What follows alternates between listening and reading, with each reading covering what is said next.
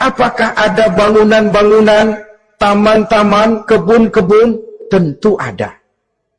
Di surga ada kebun yang tanamannya berupa tumbuh-tumbuhan dan menghasilkan buah-buahan, yang buah-buahannya pun boleh dimakan oleh manusia, karena tidak akan pernah ada larangan lagi dalam kehidupan di sana.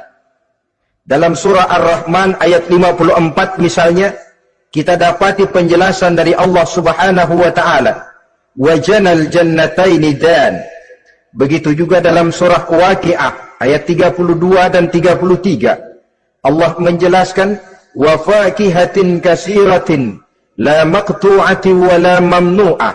Dan di dalam surga itu terdapat buah-buahan yang sangat banyak sekali, yang tidak pernah putus-putusnya, wala mamnu'ah, dan tidak dilarang untuk mengambilnya. Yang dimaksud la maqtu'ah, tidak terputus, artinya buah-buahan di surga itu begitu kita petik keluar lagi gantinya, dipetik lagi keluar lagi gantinya. La maqtu'ah, tidak pernah putus.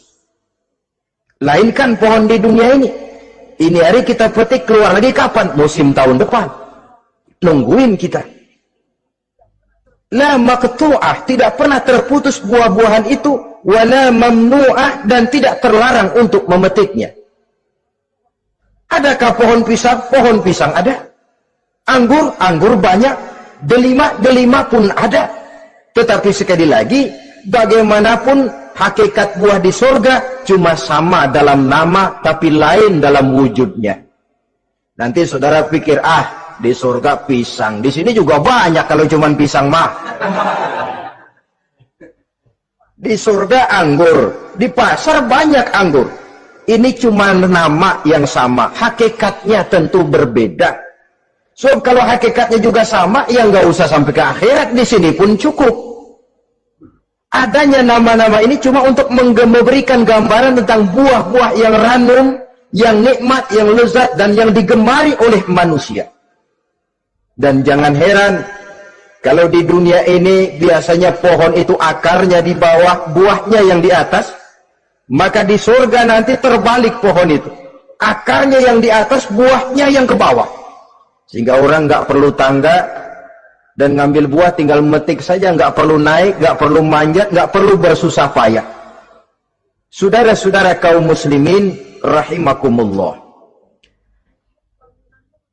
Kemudian bangunannya bagaimana? Surga itu pun bertingkat. Di dalam Al-Furqan ayat 10, Allah Subhanahu wa taala menjelaskan, "Tabarakallazi in syaa'a ja'ala laka khairan min dzalik, jannatun tajri min tahtiha al-anhar wa yaj'al laka qusura." Maha suci Allah yang apabila Ia menghendaki dijadikannya untuk kamu yang lebih baik daripada kehidupan dunia ini, yaitu surga yang di bawahnya mengalir sungai-sungai, dan dibangunkannya untuk kamu istana-istana di dalam surga. Jadi bangunan di surga pun berbeda sesuai dengan amalan orang yang masuk ke dalamnya.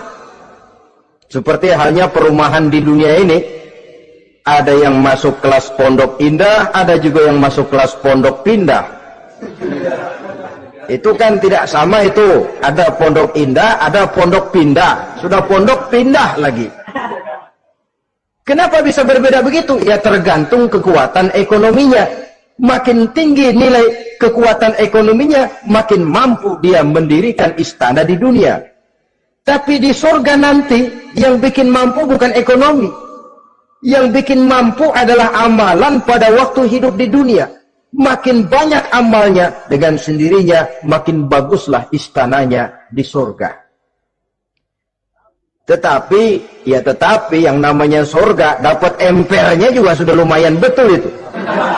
Seemper-empernya surga masih jauh lebih baik daripada sebagus-bagus istana di dunia ini.